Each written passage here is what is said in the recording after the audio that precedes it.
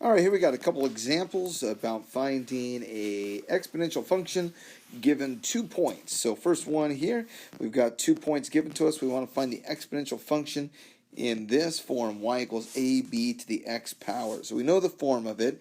Well, in most of these types of problems, we're going to take the form y equals ab to the x, and we're going to fill in this value of x and y that we have there and see what happens. Well, this first one is a nice clue. When x is 0, we get a times b to the 0 equals 4.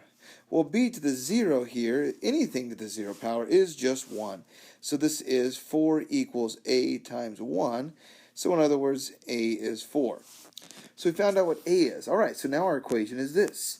We have a y equals 4b to the x, and we can replace this x with 4. Oops, let's try that again. Let's swap out this x here with a 4. Gonna put a 4 there. That's this 4 that we're doing. And then we're going to swap this y value out with this 324, because we know when x is 4, y is 324. Okay, so we can divide that by 4 on both sides. 324 divided by 4 is 81. Alright, so we got b to the 4th. We know how to take care of this guy, so we can just do a 4th root here. So we'll do the 4th root to get rid of the 4th power. And we know the 4th root of 81 is 3. 3 to the 4th power is 81. So we got a, we got b, so we can write our function y equals 4, and b is 3 to the x. Okay, so there we go. Now, had this one, well, first of all, notice this, we could have jumped right to it. This is the initial value, or the starting value, because when x is 0, the y-intercept is 4. That's always going to be our a value. So when we got a 0.04, we've got that a value easily. Here we don't have that, so we've got to build our equations from what we have. This tells us that when x is 2, y is 18. Okay, so we've got 18. We can say 18 equals ab to the 2. And that's all we know. That doesn't tell us a whole lot. Can't do much with that. Nothing cancels out, nothing disappears. So, well, let's leave it alone there. And let's try the next one. This other point right over here tells us that when x is 4, y is 40.5. So we've got 40.5 equals ab to the 4th. Well, we have a system of equations with two variables, and we can solve this a couple ways. First way that probably is more direct would be substitution.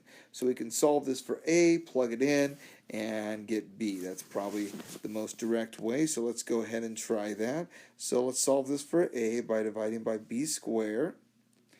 Now we know that b is not 0, so we can do this. 18 divided by b squared is a.